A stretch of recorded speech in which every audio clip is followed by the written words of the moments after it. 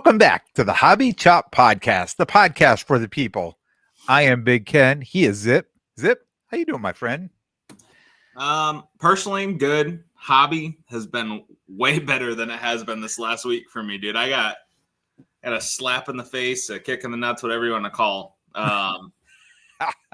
Dude, it wasn't brutal because, I didn't, lose money per se, but it was just,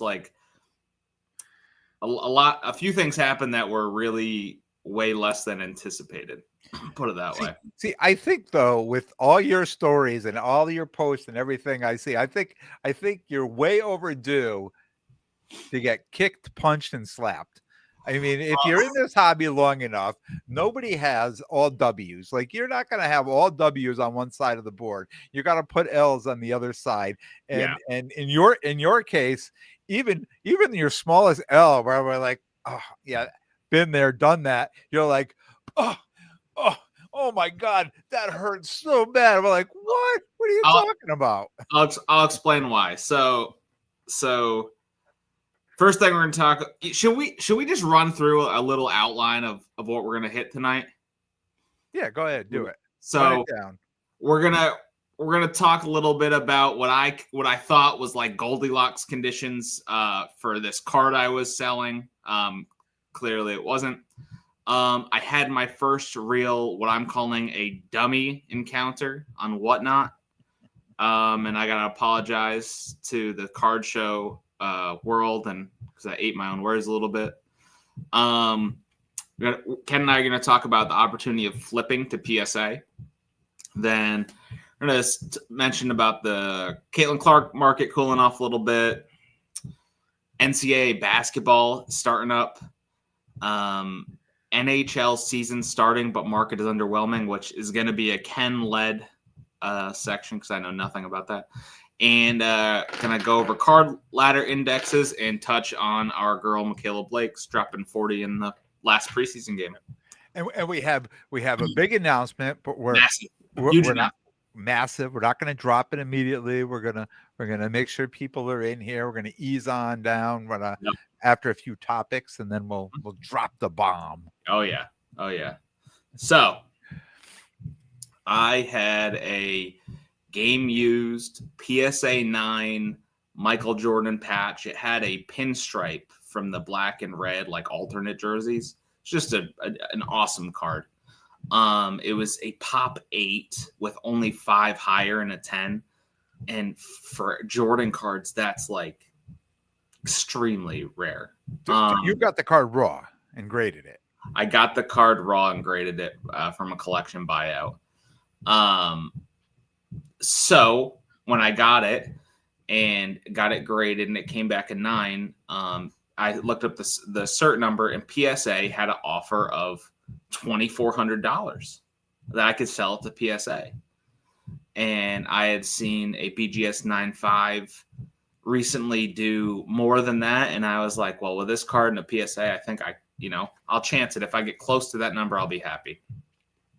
But I also wanted to try out the Wharf Sports cards on Fanatics Collect, the auction house, which from everything I see and everyone knowledgeable about 90s cards, they swear by Fanatics Collect being the best for literally this card and this price range and all that. So I'm like, cool, awesome. So that's where I thought of it as the Goldilocks conditions. I was like, this is the place you go to sell this type of card. The end, because we're not going to do the hammer and buyer's premium thing. That's just irrelevant. No, we're just going to get into how much you lost. Oh, wait a minute. You didn't lose anything. No. I didn't lose anything, but I was really disappointed with what it had. It went for $1,800. And I was really disappointed in that because I had offers higher than that before sending it out. And part of this was I wanted to go through this auction experience, and it was just, it was so anticlimactic. I was just like, this is ridiculous, because I'd mentioned in the past, I had some high-end cards that didn't do what I expected or hoped for on PC Sports Cards. And so I had them send this back because they graded the card. I had them send it back to me. sent it out to consignment, and this flopped too. So maybe I just need to stay away from high-end cards or sell them privately because I'm not getting what I expect them to get. So do you think, and I probably know the answer to this, but do you think it had anything to do with sending it through somebody else to send it there, or you taking your own, being able for you to send it there? Because obviously, so Worf is going to take a piece of whatever. So Fanatics takes a piece, Worf takes a piece, and then you've got. So you're thinking in your mind, if I go through them, I'm going to get even more eyes or more advertisement, or there's something bigger is going to happen. Versus like when I took the card and I just sent it in myself and said, put it up there, and I sat there and watched it. It was between me and Fanatics, where now this is between you and Worf, and then Worf and Fanatics. Yeah, so I would say with that is I got a better payout than I would get on my own through Worf. So, I mean, I'd have been even more disappointed. It wasn't Worf's fault. Like that has nothing to do with it. They're just a third party.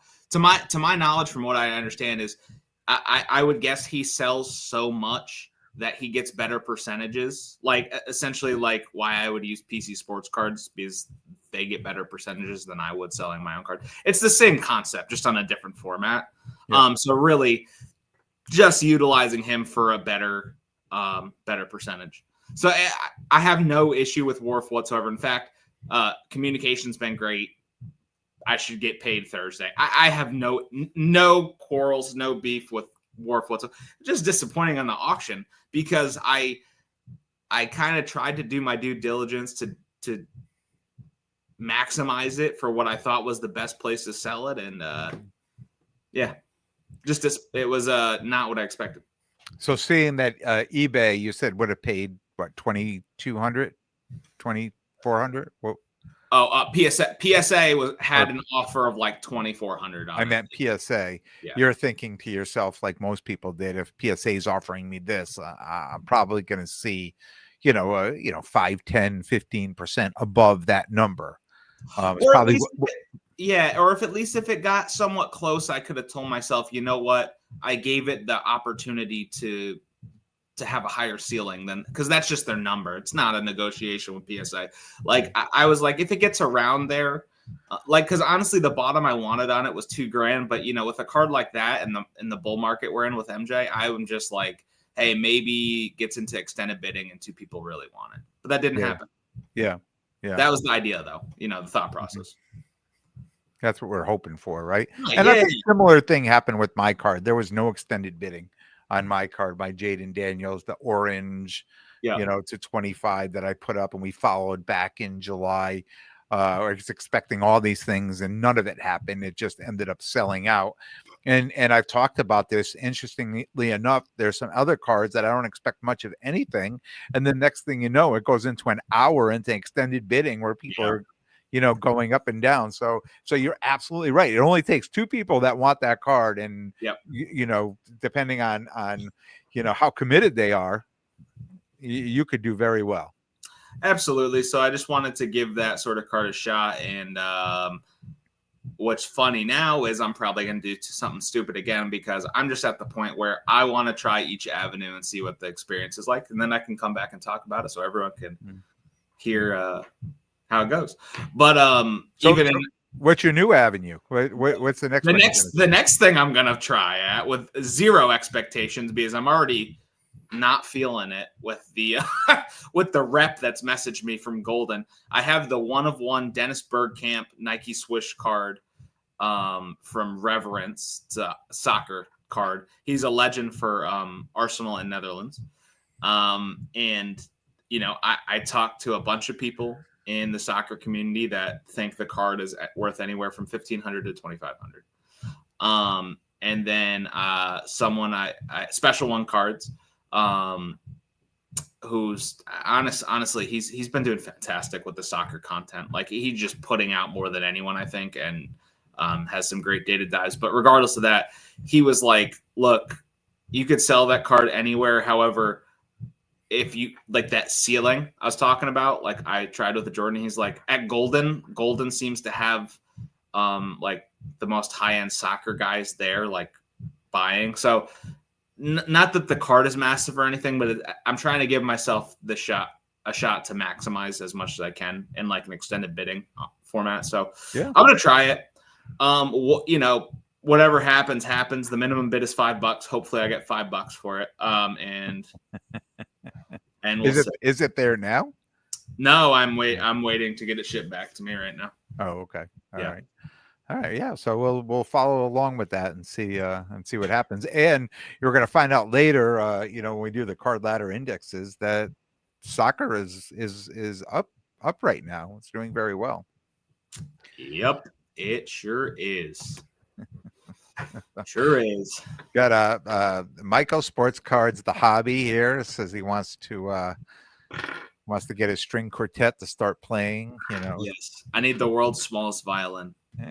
And shout out to him in our Hobby Chop fantasy football league that he gives a nice breakdown every week. It's that's been more entertaining than the actual league itself. Oh, I know. Yeah, I've been looking forward to that quite a bit. It's cracks me up every single week. Yeah. For a guy who drafted 5 quarterbacks, he ain't doing too bad. Drafted 5 quarterbacks in a non-Superflex league. So yeah, bold move, Cotton. So yeah, I need to make an apology, not directly to you, but to the card show world, because I was like, I don't know how, you know, you go to the shows and you just sit there and let people lowball you over and over again. I would just get fed up with it. I had something worse than that happen to me. So, because tomorrow's my birthday, so I'm not doing a Whatnot show on Wednesday.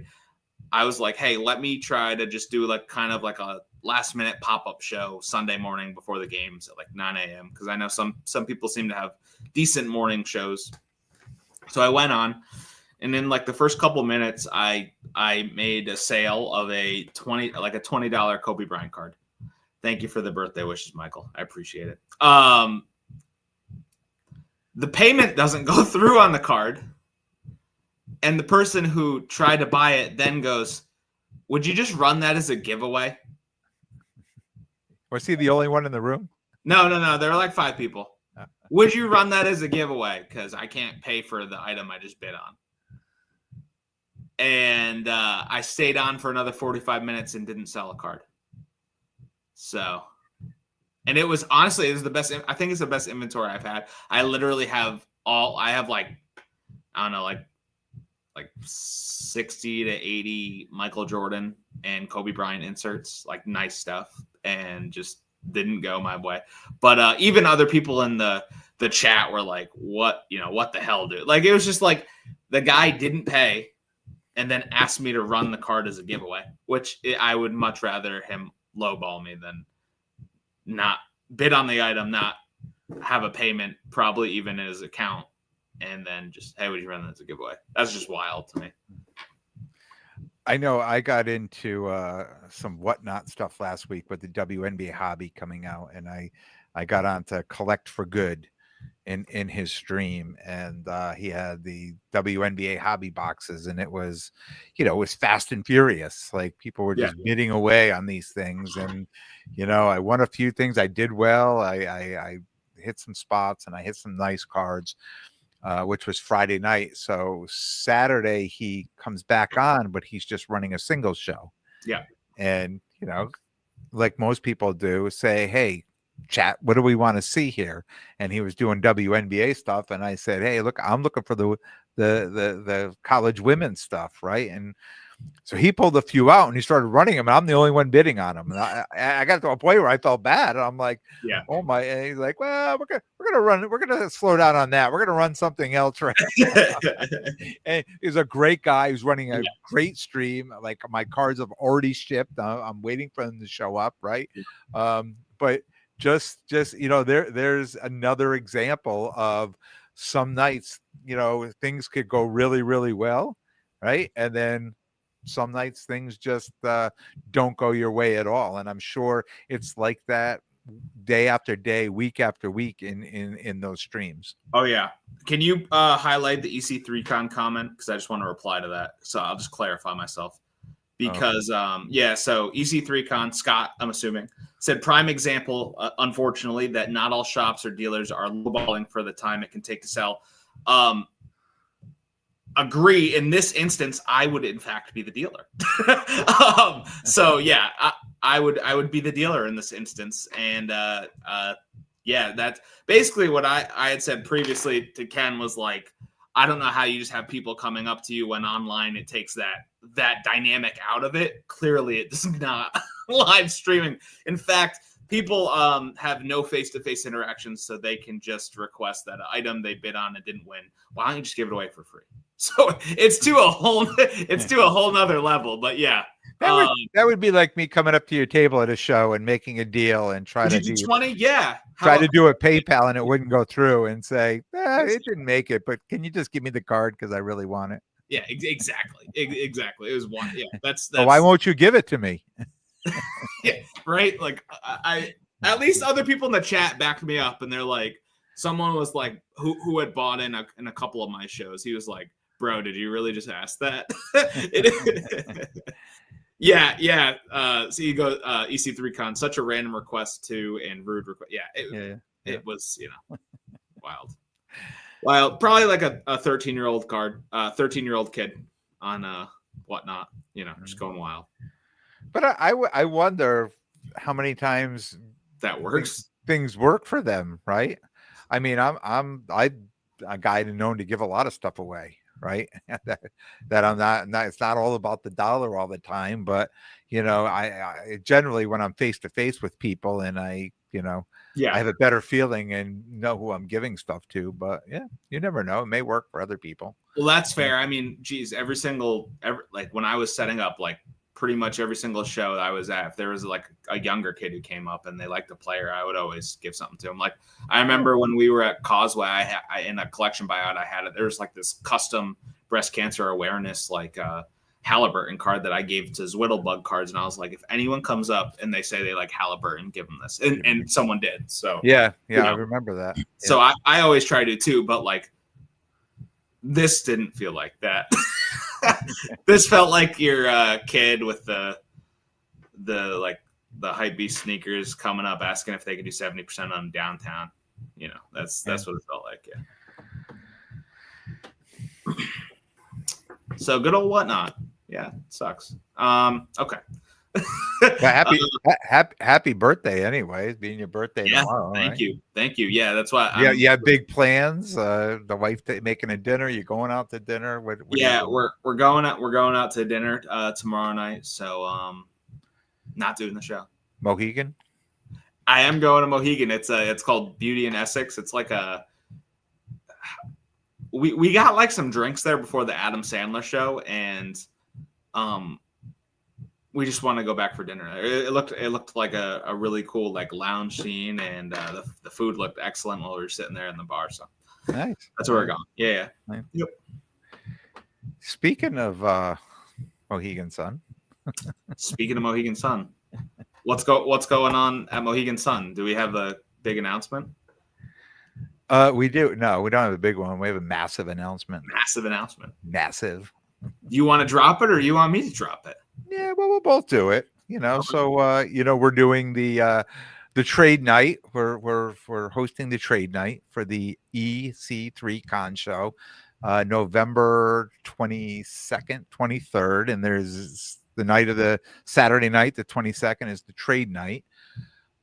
And we've got some special guests coming and some great giveaways. We do.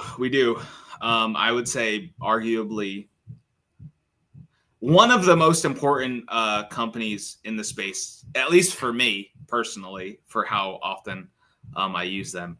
We have Card Ladder sponsoring the trade night.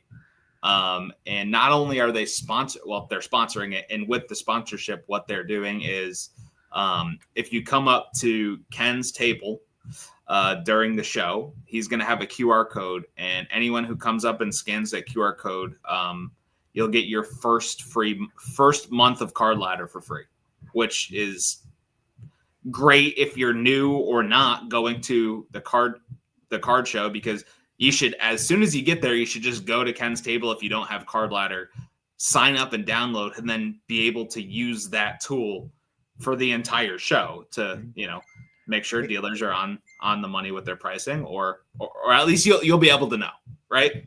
Yeah, and the entire month, because you're getting it for 30 days, right? Yep. Yeah. And then past that, you have to come to the trade night. But wait, there's more. Yes. At the trade night, we will be giving away three individual year memberships for Card Ladder, which is massive. Not just one, not just two, three. 3 free year memberships for Card Ladder. Just huge. And on top of all that, Card Ladder is going to be there at the trade night. Chris and Christina. That's right. Christina will be at the trade night Saturday night. So massive news. Yes. If you do use Card Ladder, then you're going to want to come see the people who make it all happen. And if you don't, you're going to want to get your 30 days. You're going to want to register to try to win that free 1 year Card Ladder subscription. And most importantly, you get to meet the people from Card Ladder that make it all happen. Yeah, and they're all great. Like, I've messaged Christina so many times with just like questions here or there, because she's the one who runs the Card Ladder Instagram when people message. So don't message the Card Ladder account saying, "Hey, bro." It's not a bro. She's made that known. It's Christina. And bro. And obviously we had Chris on not too long ago talking preseason basketball, and he's just so knowledgeable, and they're just great people to talk with, and we're really excited that they were able to sponsor the event and even be there. It's we're really fortunate to have their support. Yeah, I'm super excited. Absolutely. Super excited to have them there. And I know Scott's here. EC3con. He's in the chat here. Thankful for him too, to give us the opportunity to come in and run the trade night. So yeah, it's exciting. I'm excited for it. We did the last one, right? It was last minute. We had a week or two to put it together. This time, Scott and I are working on a much bigger space for the trade night, so it's not going to be in that little room. We're going to move it outside of that room. So we've got some big things. People are going to be excited when they come down. For the absolutely, and we're gonna do a podcast from there, but I think we're gonna do it a little shorter than last time, because like the one thing that selfishly I was like we did like an hour podcast, right? Mm-hmm. And I was like having FOMO. I was like, because a bunch of people are making deals out there, and I was like, so, and I actually ended up buying from the last trade night. I bought the Optic Gold Wave Anthony Edwards that I sent to Beckett. I paid like $300 for it. I sent to Beckett. It got a BGS 9.5, and I sold it for like $7 or $7.50. Yeah. So that's what I was talking about at the beginning. You got all these W's coming. You got all these W's on the left side of the board. You got no L's on the right side, and I dare not say what I got that Michael Jordan card for, because people would just tell me to shut up. Yeah. I know. Where's Whittlebug cards? He'd tell you. Yeah, Whittlebug will snitch. Actually, that guy owes me a coffee. He owes me a coffee because I couldn't make it down to a buyout close to him, and he picked up like 4 beautiful Jordan inserts that he sent out for grading. So, Rich, it's gonna be my coffee order this time, buddy. My coffee order. You have to come. You have to come to the show to collect on that, though. I'll be there. I'll be there. All right, what do we got next? Flipping to PSA. Ooh, yes. Talk to me about that. Okay, so if you don't know, PSA now has the cash out opportunity that If you have a card vaulted with them, they'll have an offer on it. Sometimes I don't know the exact of how, why, or what, but I first test ran this. I'd bought out a collection. There were some slabs in it. They were like some lower end Jordans and Brady's, but they had good offers on them when I just randomly looked the cert number up. So I sent them to the vault. They got vaulted within a week, and I got overcomp for each one. So I was on Instagram just scrolling through my IG stories, and this guy had a green finest rookies. It was like an insert. It's not a rookie card. It's from like 07. And a PSA 10 of Brady. And he was asking $4.95 shipped on it. So boom, I bought it. And I bought it and had him ship it to my vault address because the vault had a $7.25 cash out option on it. So I immediately was just like, yeah, just send it there and I will just hit cash out. I'll never touch the card and come up a quick $2.25. So that's how I'm using it that way. Now that comes with a caveat, right? There is risk with that because I'm not the only one. Well, it hasn't happened to me, but I've heard it and seen it happen to a bunch of people where they're like, oh yeah, I send the card. And by the time it takes to get vaulted, the offer is changed or it's not even there. So then you're forced to have that card at the PSA vault, and then you may have to consign it, or I don't even know if you can ship it back. I don't know. The reason I'm not worried about this Brady card is because it's like a pop 14, and it's not going to – the odds of one selling by the time it gets there is low, considering none are available on the open market. I looked, and I would assume – this is the big one, guys. I don't think that guy had card ladder.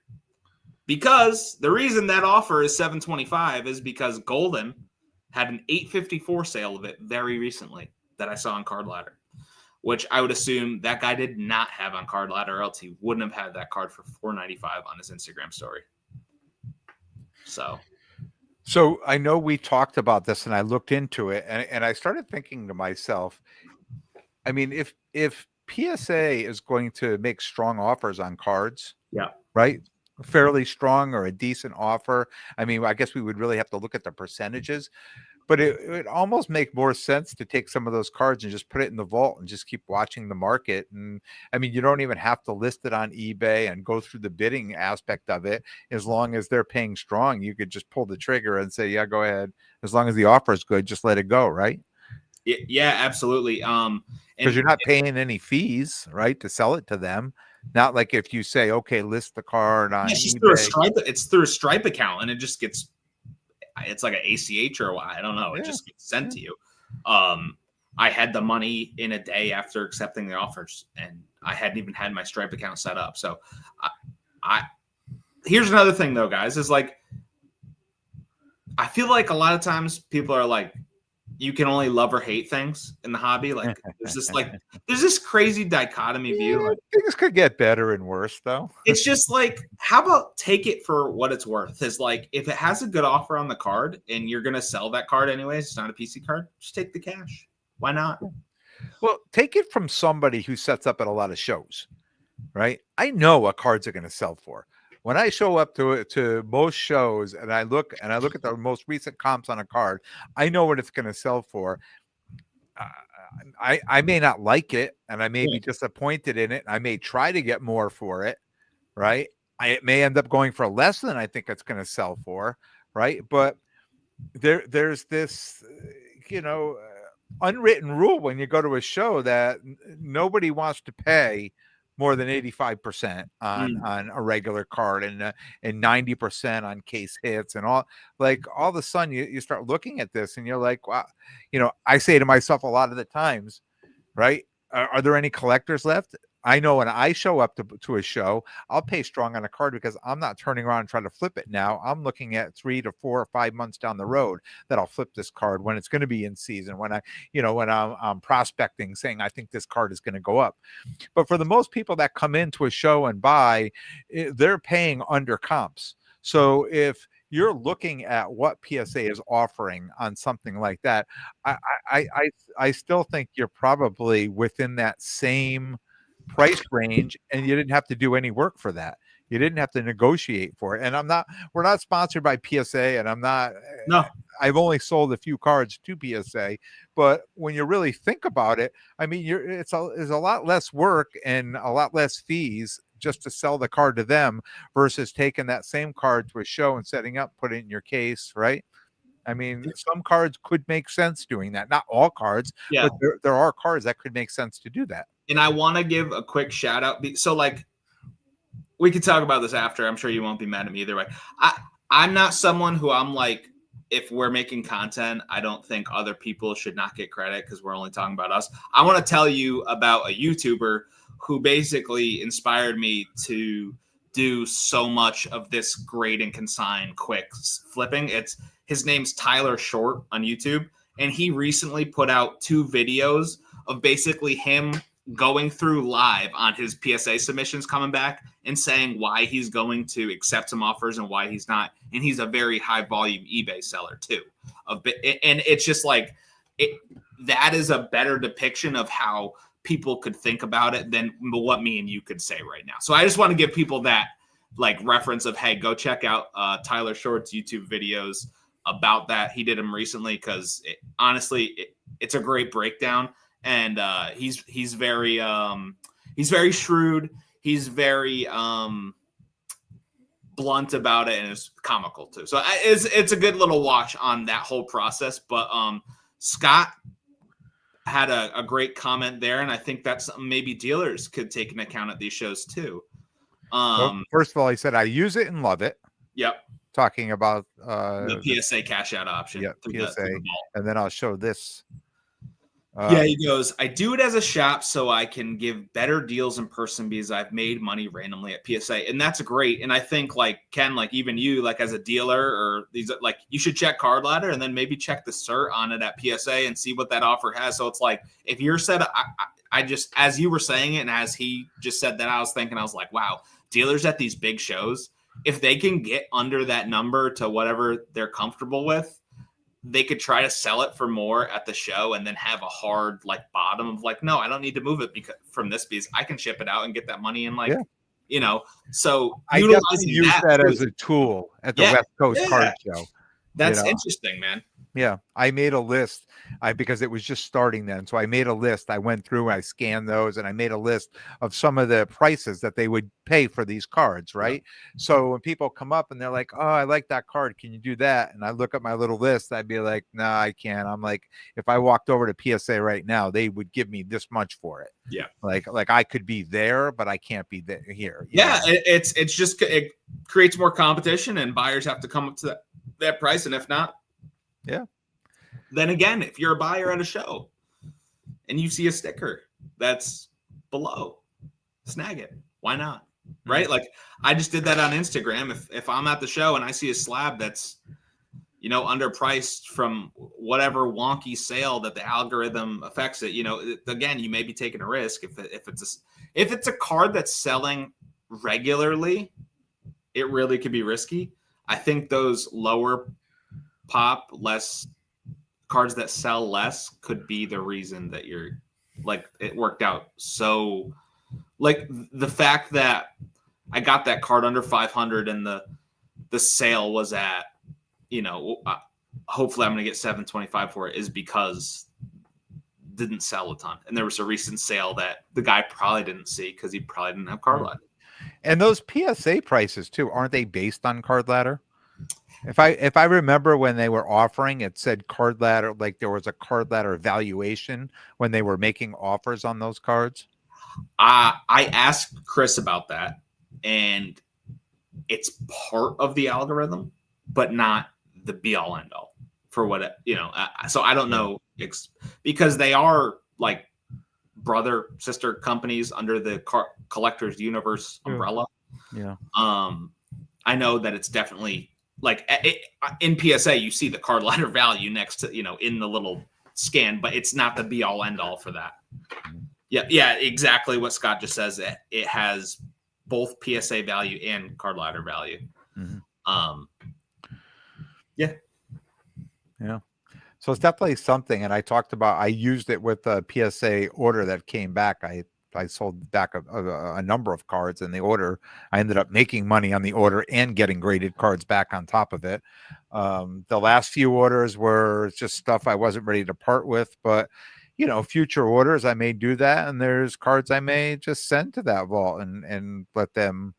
Yeah, I mean, it brings a whole new, part to the hobby, especially, when you're looking at cards, we're looking at the serial numbers, right? Now we could flip it over too and compare what PSA, and they don't put a price on every card, but what prices they are putting on cards, the buyback price.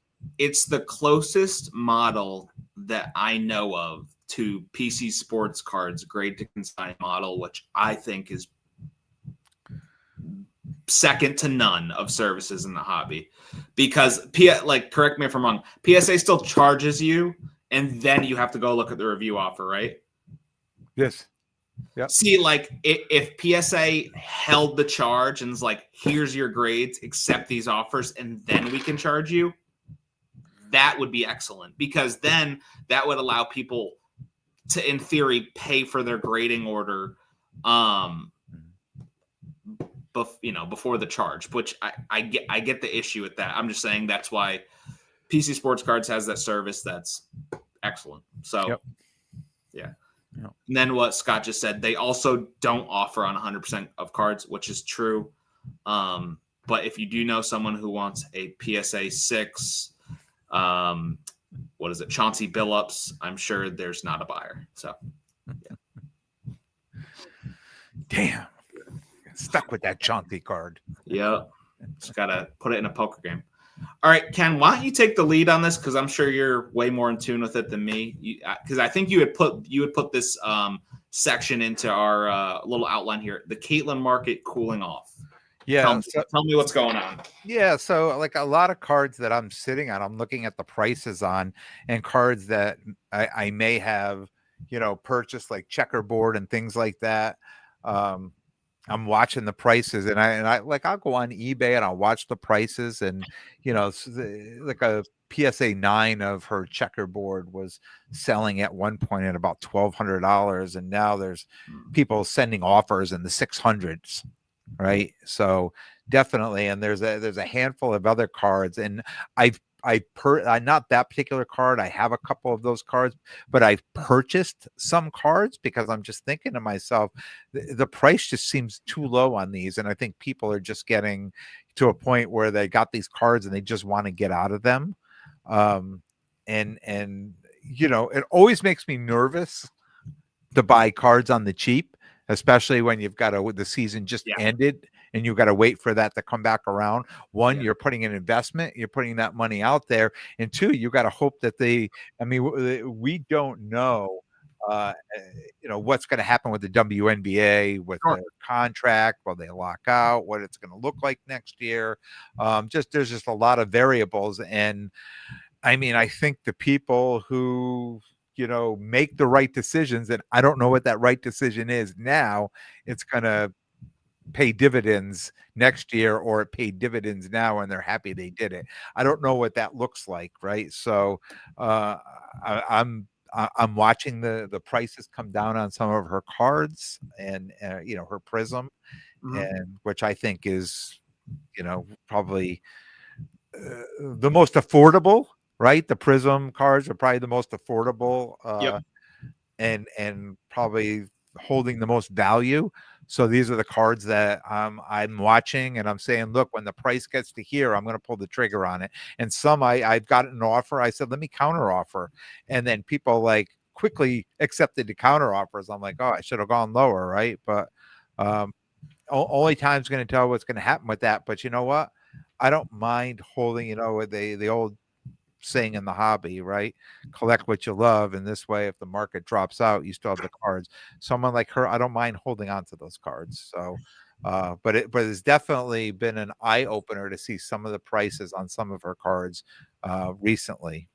Yeah, and I would love to give you an example that I always think of when I hear what you just said about, buying when it's cheap is scary, but also selling when it's cheap. So like I had back in like August of 2023, I had a Shea Gilgeous-Alexander National Treasures RPA out of 25. And I sold that card for $2,900, which was really good at the time. When it was raw. And so say that card did like an 8, right? That card just sold in September for $9,700. So what I would say is it can be scary, but also, you know, who got pretty cheap this offseason was Wemby, and his market is definitely back. So I think it's just a good lesson of like, if you have conviction in a player or a thing, buy it, because we're sitting like as you're saying that, I just can't stop thinking about all the times that I didn't get the card. I mean, just last episode, I told you about in March, April, I tried to buy that Messi card and it went for like $4,000 and I was 3,900 whatever on the bid, and just sold for 20 and 15,000. Like, if you have the conviction about the person, like, the upside, I mean, it's to each his own, the risk tolerance, right? But it's just like, and I do, and you know, one of the things that keep, and I've done a couple episodes on this, is the, you know, trying to pull the trigger on those bigger cards, like those $10,000 card or a $12,000 card, right? Knowing like, hey, this card could double in a year, but it may not. So, you know, my philosophy has always been, you know, quantity of quality cards, you know. So I don't have all my eggs in one basket type of thing. So, and for me, those were those two examples though are cards that one was under 3 and one was 4, and you know what I mean. It's like I wouldn't have. Once it gets to that 5 digits, I'm like, I don't. Yeah, no. Scott said, the Wemby was the injury was the concern for Wemby last year. Yeah, absolutely. Yeah. And with Caitlin, she can't stay healthy, so it's just like I you know, like, and she can't seem to recover from the injuries. Like, but it's interesting. She really never got injured in college. I mean, when she played in college, she seemed to be injury free through there. It wasn't until her first year this year, the WNBA, that she collected all these injuries. So yeah, it's going to be interesting to see some of the rule changes. I mean, they're trying to change up the gameplay, the refereeing, change a lot of different things. It could really turn this league around. Right. Highlight that. Hey, if anyone's listening, please follow suit with what Scott said of the sold too early. Let's listen to that. That's an all-timer. Wow. That's worse than what I just did. Go for it. I sold an Ohtani Purple Chrome 2018 to 250 PSA 10 for $300 in 2021. Today it's a $20,000 card. Yeah, I didn't do that. Wow. Sorry. Yeah. Hey, but his philosophy is go big or go home. That's right. Michael. That's Michael. Oh, Michael. Which makes perfect sense. Yeah. And he says, I have a WNBA conspiracy about Clark. I don't think you'd be the only one to have a WNBA conspiracy about Clark. I'll tell you that. Yeah. Yeah. Well, proving a point, right? Yeah. So be interesting to see what happens, right? So anyways, I'm sitting on a ton of it. So hopefully next year when we're doing the podcast, I'll be like, yeah, remember we did that episode? Woo! Yep, absolutely. I look, and I hope the Caitlin market rebounds. I don't want to say I don't think it will, but like I just feel like we've seen this with all other sports, is like at some point, like the repeated injuries have to like cool people's markets. I've said it, and I hope I'm dead wrong. Zion hurt and had as much hype as anyone during the COVID boom. So it's just like, I don't know. Caitlin is obviously transformative to the WNBA and is a whole different persona like than Zion, but just the injury over and over again. And like, it was a groin injury, like halfway through the season that put her out through deep in the playoffs when the team needed her. And that's not her fault. Like, it was all Michael's fault. It was Michael's fault. It really was. He jinxed her. Yeah. He said, he had to pose the question. What happens if Kaylin gets hurt? What happened to her market? Well, Michael, this is what happens. The hobby chop. You're happy now? The toilet is what happens. We're done for. So yeah. But in other news, the college basketball season is starting up. Yes, super excited about that. Yeah. Big investment. I've talked about a big investment in the women's side with me. Tons of cards out at grading, waiting for them to come back. Super excited for the season. This is what I like to watch. Yeah. I really like watching the women's stuff. And my girl, your girl, Michaela Blake, she dropped a 40-point burger last night. Mm-hmm.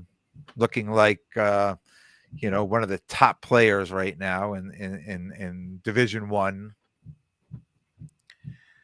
And now I'm wishing I bought that 101 on eBay that I could have had for like $1,200. And it's just like, it's one of those things of like, take your shot, but also like with the women's college stuff, it's so niche. But also, what's really interesting about how niche it is that unlike other sports, there's really two products that matter. And if you really want to get down to it, there's really one product that matters. Mm-hmm.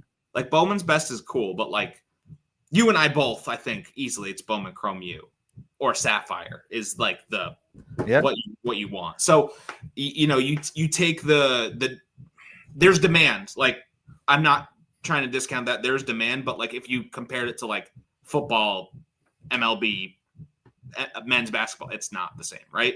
But there's only like a product. Like there's only like a couple products that you can really get. So you really can corner the market on a player pretty easily. Yeah.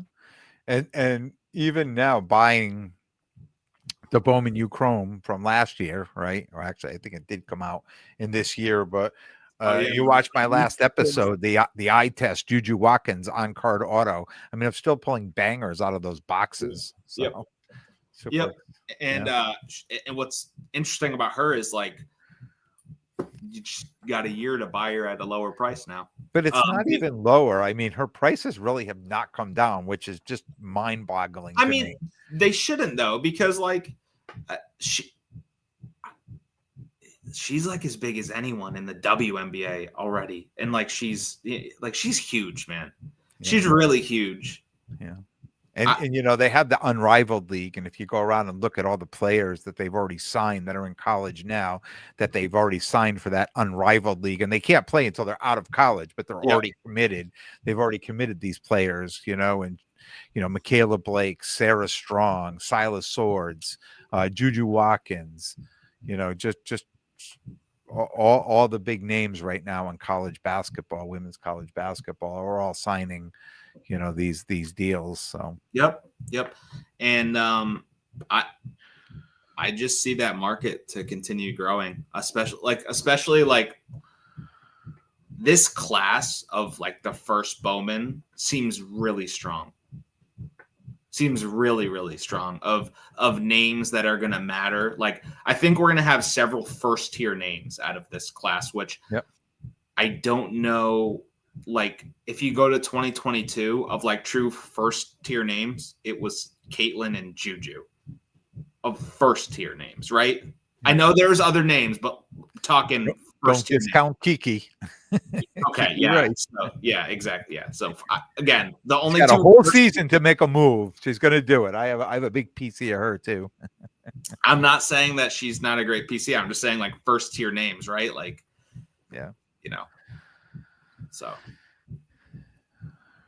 definitely interesting. And I mean, Sarah Strong was just like kind of in a league of her own still with the championship and Ozzie Fudd, right? Didn't even have a first yet. She'll have a first this year. Yeah. So it'll be like the Cooper flag. Here's your first. Here's your first. Go get drafted. Well, Sonia Cintron and Kiki Irfin both. Yeah. Some of them come late. Like Raven Johnson was the first. Yeah, Raven Johnson. I know Joyce Edwards is back. There's Anissa Morrow was a first. Like some of them go through the correct. Flage Johnson needs a first. Yeah, she'll be in. Hopefully, she'll be in this year's product. That's what I'm saying. It's like there's a lot of there could be a lot of good first too, and it's what's so funny about that product is like there's Cooper Flagg and Dylan Harper and Ace Bill. I didn't care. I wasn't going for that. That was like just extra. If you got like I was never opening it like I hope I get a Cooper Flagg. I was literally like, oh, I'll have Sarah Strong, Juju, Blake's, like Silas Swords. Those were the cards I was always looking for. I do have to say I'm a little disappointed. I opened up 3 hobby boxes and not one Cooper Flagg. And on my last 3 hobby boxes, I have one more coming at some point. I mean, it won't be my last, I'm sure, but I know I have one more en route. And I don't know, Cooper Flagg has been difficult, I think, to pull out of those boxes, and I know you bought one box and pulled out like a gold auto, right? And then I bought a lot of boxes and didn't pull another one. So. But I in one box of Sapphire, I did get, it was like a super short print insert. I forget what it's called. It's at PSA. And then a Sapphire Selections auto that I sold quick. Yeah. Of Cooper Flagg. But like, again, never really is chasing Cooper Flagg in those.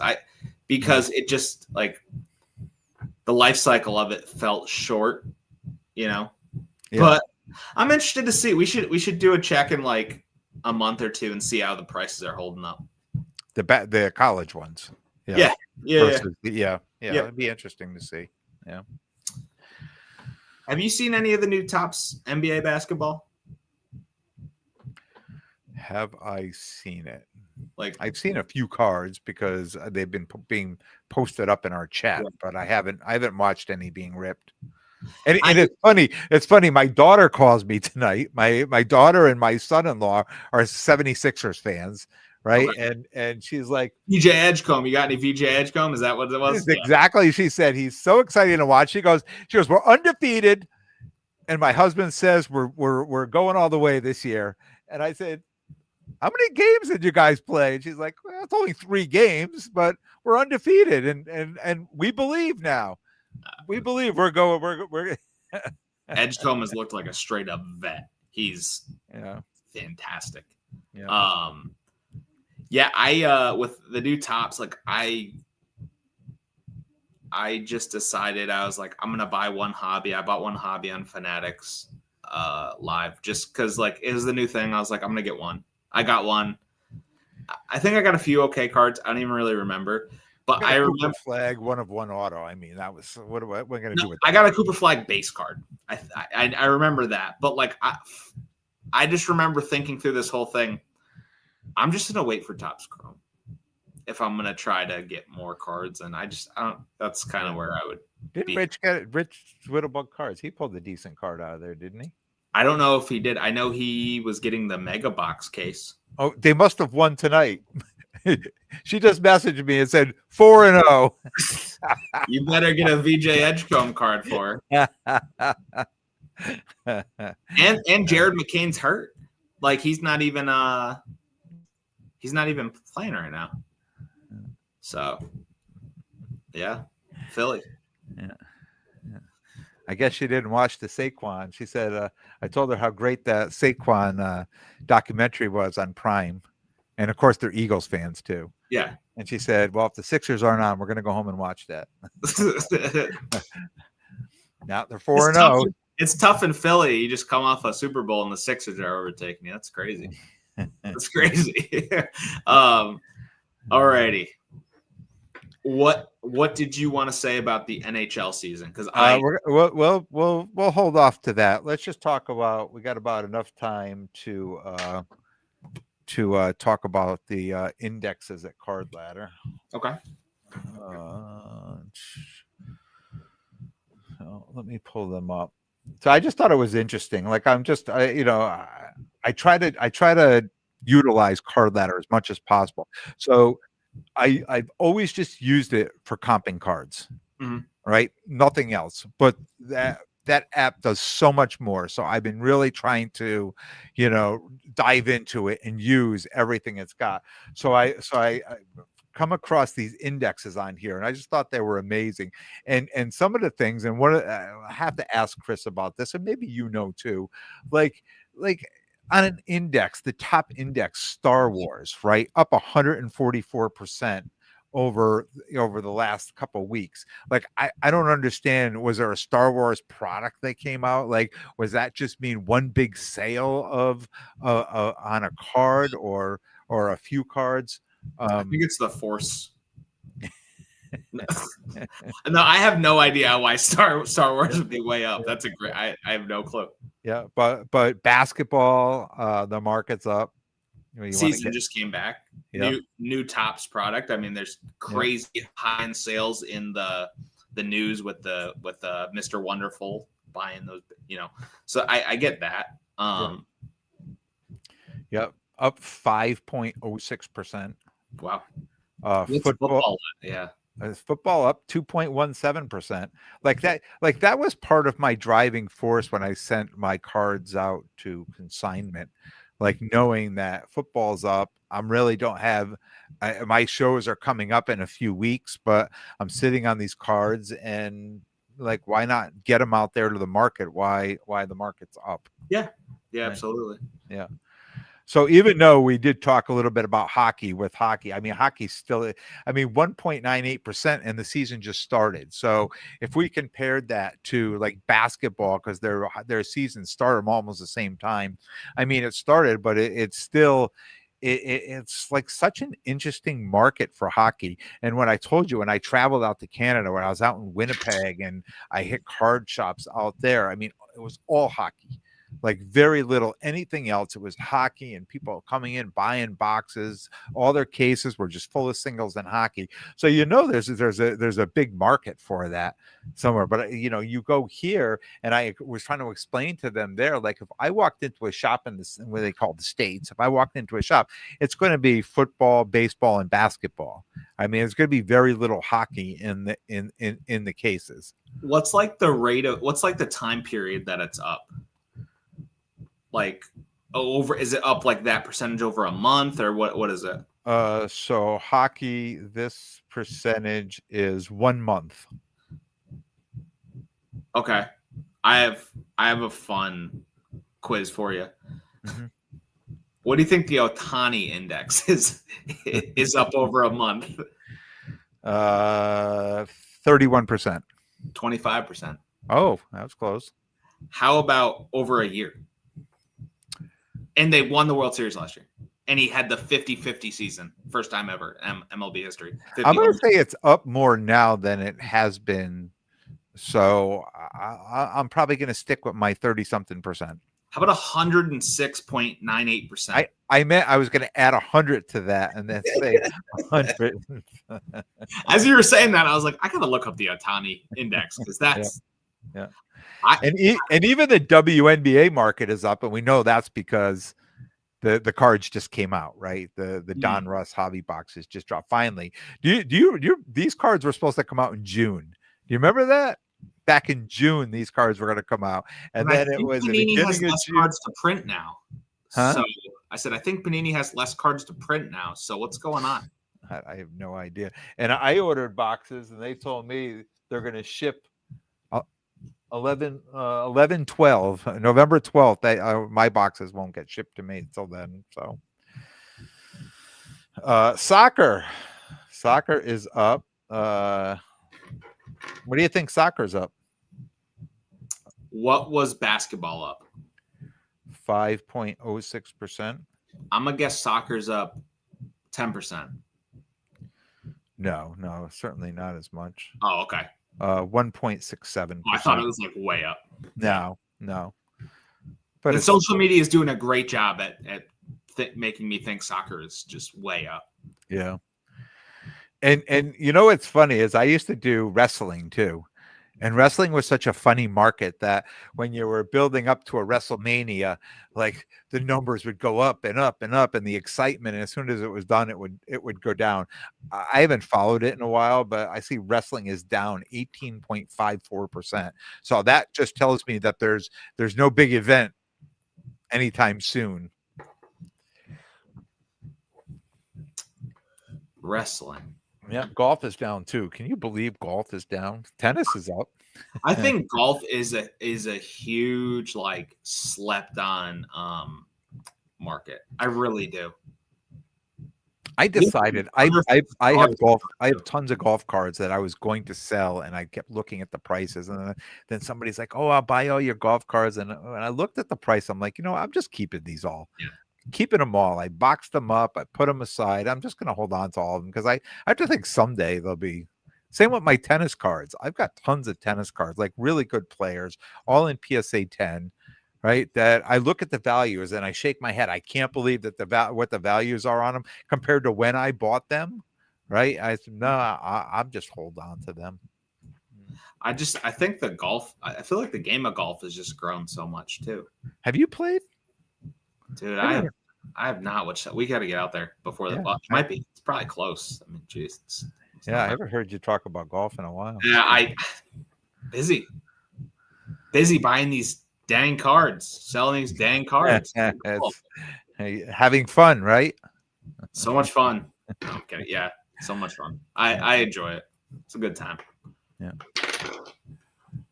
All right, great show again, sir. Anything else you want to add before we send you off on your birthday celebrations?